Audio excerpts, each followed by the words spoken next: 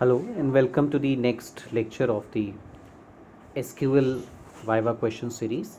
In this series, we are discussing about some special questions that can be asked in your Viva or an interview in reference to the DBMS and SQL language. So let's continue with some more questions. What are the steps for transforming an entity into a table? So we know what is an entity in the ER diagram. We represent the object by an entity, and the table is the data structure into the relational model. So the steps are: specify the primary key and identify the primary key if there is in the table, and then specify the candidate keys.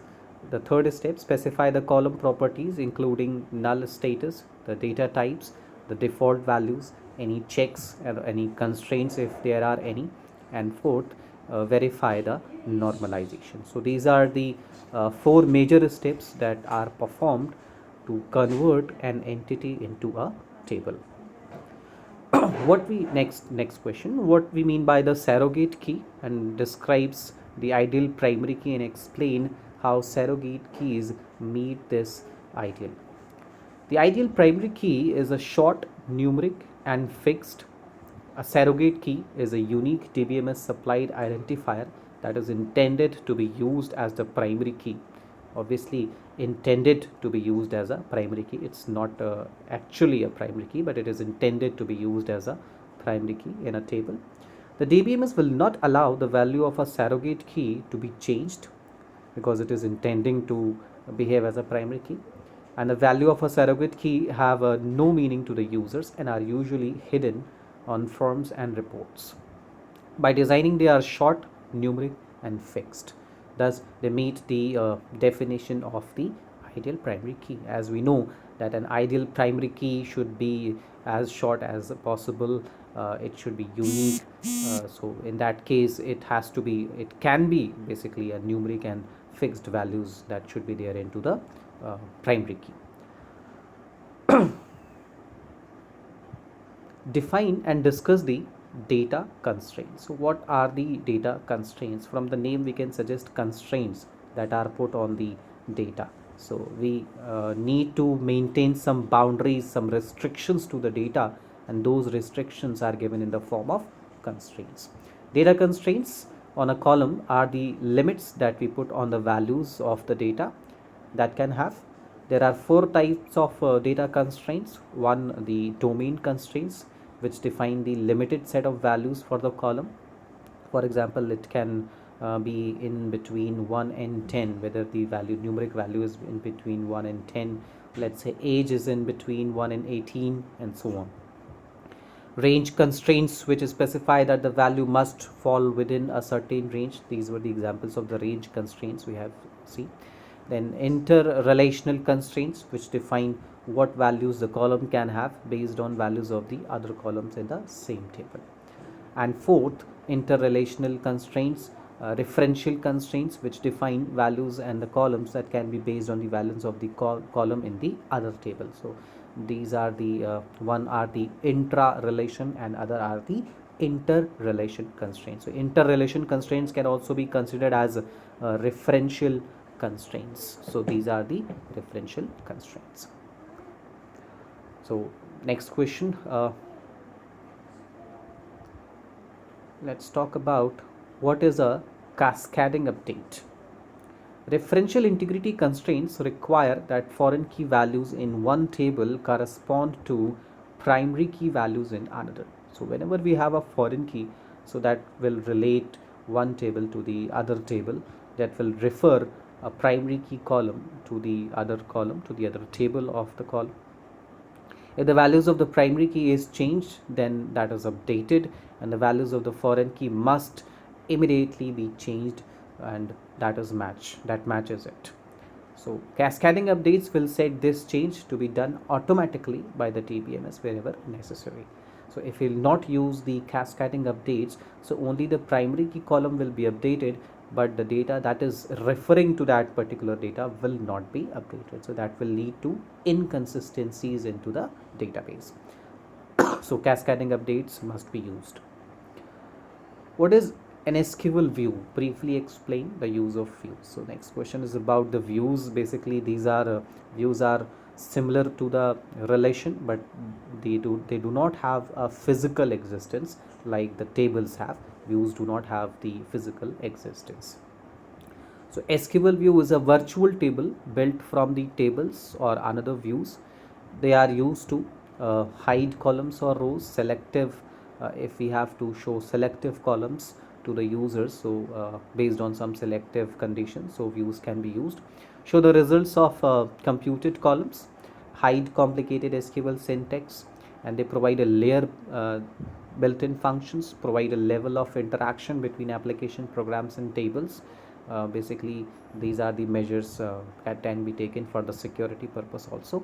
Assign different sets of processing permissions in the tables, and assign different sets of triggers to the same table. So these are the views. Basically these are the virtual tables and they do not have the physical existence. Rest their properties are similar to the table, similar to the relation. Now, what is the paradigm mismatch between SQL and application programming language? So this is an important question in terms of the interview. SQL elements return a set of rows. So whenever we query an SQL table, let's say select asterisk from customers. So as a result, we will get multiple rows. On the other hand, an application program works on one row at a time because it handle one row at a time. So just to resolve this mismatch of multiple row returned by the SQL and the capability of handling a single row by the application programs, the SQL statements are processed as pseudo files. So using a cursor or a pointer to specify which row is being processed. So that is known as the paradigm mismatch. Whenever the SQL returns multiple rows, an application is capable of handling one row at a time, and that paradigm, that mismatch is resolved by handling the result as pseudo files and using the cursor and pointers. Name 4 applications of the triggers. You must be aware about triggers. So these are the security measures and to control the access onto the objects of the database. 1. Providing default values. Using triggers we can provide default values. Enforcing the data constraints that cannot be possible with the help of the defining constraints. So we can enforce those data constraints here. Even the data constraints can be enforced at the table level, at the relation level. Updating views and enforcing referential integrity. So these were the 4 major applications of the triggers into the SQL. What are stored procedures and how they are differ from triggers? So stored procedure is like a program that is stored in the database and that can be executed later. So these are like pre-compiled and stored programs. They can receive input parameters and they can return results. So they are different from the triggers. Their scope is database wide. They can be used by any process that has permission to use the database's stored procedures. So basically they are like stored programs that can be executed.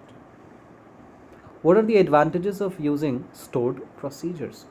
So now let's talk about the advantages. So obviously greater security, decreased network traffic we can previously create and store and then can execute later.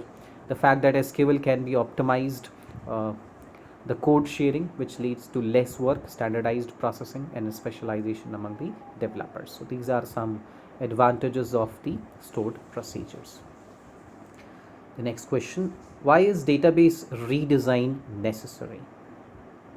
We all know that once the database definitions are there, we can design the database at the later time, at the later instance, the database needed to be redesigned. So why it is necessary? It is necessary for two reasons. One, redesign is necessary to fix all the mistakes that are made during the initial database design. Obviously, if we have left over any constraint, we have overlooked any data type, any range, so all that can be corrected by at the stage of the redesigning. And second, redesign is a necessary to adapt the database to changes in the system requirements. So if there is any change in the system requirement, if there is any modification, so we will need a database redesign. So these are the two major reasons why redesigning of the database is necessary. The next question, what is the difference between a correlated subquery and a regular subquery? So we are aware about the subqueries. Subqueries are attached with a query, so we can have we can fed the result of one query into the other query. A correlated subquery appears deceptively similar to a regular subquery. The difference is that a regular subquery can be processed from the bottom up. Bottom up processing is performed into the regular subquery, and obviously bottom up means the result from the lowest query will be fed back to the upper queries. So that is the bottom up approach that is being performed with the help of the regular subquery. And in contrast to a correlated subquery, the processing is nested. So we can have a nesting. So we can nest more than one queries. We can nest more than one queries into the outer query, and the result can be fed back as a regular subquery. So these are the these are the differences basically in between the correlated and the subqueries. So that's it for the today's lecture. We will meet with some more questions into the next lecture. Thank you so much.